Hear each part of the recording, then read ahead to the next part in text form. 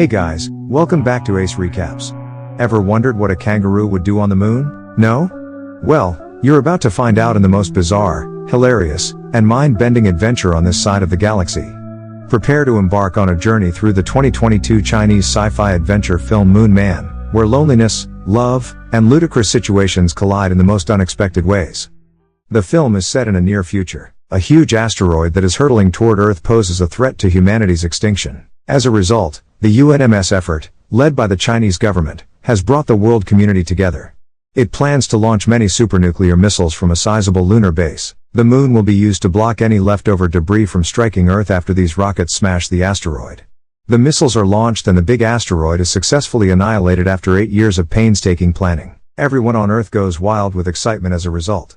As Singh, the project commander, returns from firing the nuclear missiles, Dugu Yue, the project's maintenance engineer, welcomes her back at the lunar base.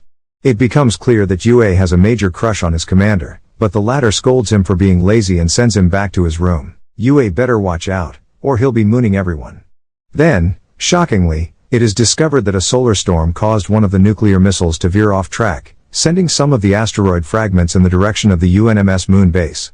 Everyone at the base is instantly alerted by Commander Singh, who gives the order to get to the evacuation rockets. But Yue is engrossed in his own thoughts and doesn't notice the danger that lurks outside. All but one of the rockets had already departed the lunar surface by the time he sees the warnings and gets alerted. Singh controls the final rocket, and Yue races in her direction with his space rover. Unfortunately, Singh is forced to take off and leave him behind as he falls into a massive hole along the road. Yue eventually makes his way back to the surface and sees the rocket take off. Well, that's one way to ditch a date. Maybe next time he'll open with a better pickup line. Simultaneously, asteroids bombard the moon's surface, destroying everything in its path. Yue runs for cover in a nearby crater out of fear for his life. But an asteroid strike knocks him out cold, throwing him like a rag doll. He has no idea that another enormous asteroid is passing over the moon en route to Earth. That asteroid really rocked his world. Yue eventually gains consciousness, and as he starts cursing his teammates for abandoning him, he finally notices the large asteroid on a collision course with Earth. A massive explosion that soon follows destroys a significant chunk of the Earth's surface. Yue, distraught, returns to the lunar base right away and tries to call for help. However, all his attempts to contact humans are met with silence. After a few days, Yue begins to realize that he might be the only person still living in the universe.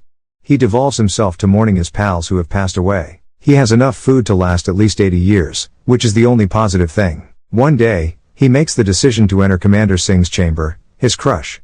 Because what could be more romantic than breaking and entering? Hey, it's the thought that counts, right? He arranges a date with a homemade figure of Singh because his loneliness is driving him insane and he makes out with the figure after the dinner. Well, that's one way to get some action on the moon. Meanwhile, it's revealed that some humans have managed to survive the asteroid, and Yue's teammates, including Commander Singh, have safely made it back to Earth. Somewhere in an underground base, Commander Singh and the others awkwardly watch Yue go crazy and make out with her photograph. Although they are embarrassed by his behavior, the chairman of the project believes they ought to get in touch with Yue. He wishes to share Yue's survival tale with everyone on the planet so that they could fight against their awful living conditions and find a ray of hope. The one issue, though, is that Yue's communication link with the earthly base has been severed due to the asteroid collision. Yue returns to the lunar base and finds a torn food pack on the ground. It surprises him because he doesn't remember opening it. When Yue goes to storage after hearing a disturbance, he finds a curvy female shadow there. This gets him excited, and he begins to fantasize about repopulating the planet. He even begins to make out with the shadow, whom he believes to be a lady. To his surprise, Yue discovers that Kong, a massive kangaroo, is consuming the food that has been kept in storage. It turns out that the animal was brought to the lunar base for research purposes. Quickly, Yue grabs a shovel and makes an attempt to frighten the animal off the storage. Because nothing says I'm in charge like challenging a giant kangaroo to a duel. Sadly though, this just makes the kangaroo more angry and it beats the life out of him. Having exhausted all means of defeating it, Yue disguises himself as a female kangaroo and makes an attempt to woo Kong. For a while, the ploy works, but as soon as the kangaroo gets excited and tries to have intercourse with Yue, it backfires. Kong strips Yue of his disguise, revealing him. The kangaroo becomes even more enraged by this and kicks Yue across the room. Reminder to self, don't try to seduce kangaroos while in disguise. Noted. A stubborn Yue then takes out his Gatling gun and blasts plastic balls randomly at Kong while everyone on Earth looks on in shock. Kong seems to back off, but eventually it reappears and continues to beat Yue.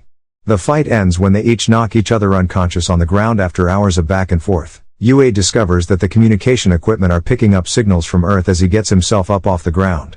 This gives Yue hope once more that perhaps humanity has survived. He is unaware, though, that the kangaroo's tail is what actually produced the signal. After regaining the will to live, Yue assures Kong that they might have another chance to return home. But the moment is ruined when the kangaroo punches him once more. After the incident, 200 days have gone by, and Yue has adapted to live with the kangaroo. He has also devised a way to get back to Earth. He wants to utilize the spacecraft left behind by mission Apollo 18 to launch himself to a nearby space station and use its escape pods to return back to Earth. Because clearly, his previous plans were foolproof. This one is sure to work without a hitch. Yue and Kong embark on a mission one day to recover the spaceship. After a while, the two succeed in returning it to the base, but Yue discovers the rocket can only support a maximum weight of 20 pounds. The problem can only be solved if he can find a different propulsion system. Fortunately, there is still a nuclear weapon prototype on the moon. Yue makes the decision to go get it. After gearing up with the necessary essentials, he sets out right away with Kong to get the nuclear rocket. Given that the rocket's research building is on the opposite side of the moon, he is aware that the trip could take several weeks. Back on Earth, Commander Singh and the others watch them anxiously since Yue's craft is entirely solar-powered and the sun only shines on the moon's surface for 14 days every lunar cycle. Given that the research building is located 8,000 kilometers away from Yue's headquarters, the car's maximum journey distance is limited to 6,500 kilometers. Yue is going to get stuck in the middle of nowhere and freeze to death after the sun sets on the moon. When it looks like there is no hope left, Singh and the others realize that Yue is actually going in the other direction. It appears that he intends to follow the sun. With only 16 kilometers per hour of rotation, Yue has precisely 41 days to finish his objective, during which he can only get 4 hours of sleep each day. As the days go by, he starts to get really depressed and even experiences hallucinations. Kong, fortunately, is there to motivate him to keep going. Finally, after a lengthy and dangerous journey, the two reach the research center.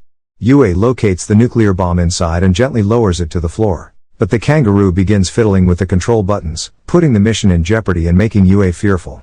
To prevent Kong from endangering the operation once more, Yue locks him inside his trunk as he makes his way back to the home base with the warhead. Yue plays loud music to pass the time on the long and difficult journey. As a result, he doesn't notice that the kangaroo's trunk has detached from the car. Yue eventually understands that Kong has been left behind as a result of his error after hundreds of kilometers have passed.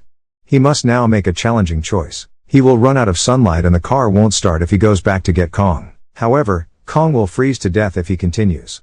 Yue contemplates over the situation for a while before deciding to risk his life to go back and get the kangaroo. After spending hours traveling in the other direction, he finally arrives at the track and meets up with his companion. The two share an emotional moment, and just like a puppy, Kong licks him out of excitement. The two then set out on their journey towards the base while trying not to fall asleep as the sun continues to move farther away from their vehicle. Unfortunately, despite their best attempts, the two are unable to chase the sun, which makes their survival impossible. Despite this, Yue refuses to give up, and he continues to drive the vehicle as it is forced into its last hours of battery. In an effort to save as much energy as possible, he also shuts off the heat. The vehicle eventually runs out of battery and stops 55 kilometers from their base. With only 3 hours of oxygen remaining, Yue gives up at last. He gets out of the vehicle and waits to die. Well, at least Yue finally found the perfect excuse for being fashionably late. But when he sees that his animal friend is drawn to the reflection in his mirror, an idea dawns on him. With a swift motion, he opens the car door and turns it into a sled that Kong will pull. Yue then flashes light beams in front of the kangaroo to make him chase them. When the ruse is successful, he begins to slide on the lunar surface. When the two eventually come before a massive pit, Yue once more shows no mercy and gives Kong the order to jump over it. He lets go of the gas tank on his back as they fly over the enormous hole, giving them the necessary thrust to go to the other side and eventually the base. The project chairman returns to Earth and shares Yue's experience with the surviving humans, inspiring them to take courage and hold out hope for the future of humanity. Yue ultimately returns with the massive warhead from the moon and is ready to head back to Earth. Unbeknownst to him, it's revealed that there is another asteroid approaching Earth. When Yue later gets another signal, he starts to believe that the people who are still alive on Earth are attempting to get in touch with him. Unfortunately, his happiness soon turns into disappointment upon realizing that it is actually happening because the kangaroo is messing with the wires. Yue decides to abandon his mission after losing hope once more. But the people back on Earth refuse to let him give up and come up with a plan to get in touch with him. They all gather in one spot and point their flashlights toward the moon together. After a while, Yue detects the signal and breaks down in tears after realizing that he is not the only living person. Later, after regaining motivation, he realigns the receivers and connects with everyone on Earth, including Commander Singh, his crush. Yue admits to Singh in private that she was the only reason he agreed to join the UNMS mission. His confession touches Singh, and she says she's sorry for abandoning him. Aw, how romantic. Nothing says I love you like risking your life for someone. He's really taking the phrase I love you to the moon and back literally. In the following scene, Yue begins altering the rocket's propulsion system in order to use the atomic weapon to get him back home with the help of his earthly allies. Once everything is set up, Yue and Kong start out on their mission and enter orbit. When Yue arrives at the lunar space station, the people back home are celebrating, not realizing that a second asteroid is headed straight for Earth.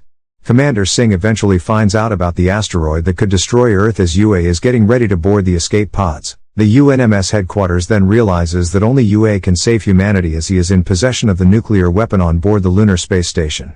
Yue is shocked to hear the news from Singh that he has no other option but to give his life in order to preserve humanity. The UNMS then gives the order for everyone still on Earth to head back to their shelters and get ready for the worst.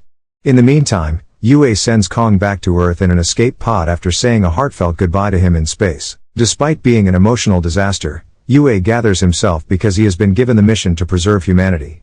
He eventually moves in the direction of the asteroid and passes through a clump of giant rocks. He tries his best to avoid them, but his surroundings become more chaotic and congested. Eventually, his ship runs into a rock, which sends it spinning wildly across space. Yue fumbles to get the uncontrollable spinning ship under control, and he eventually finds a way to solve the problem.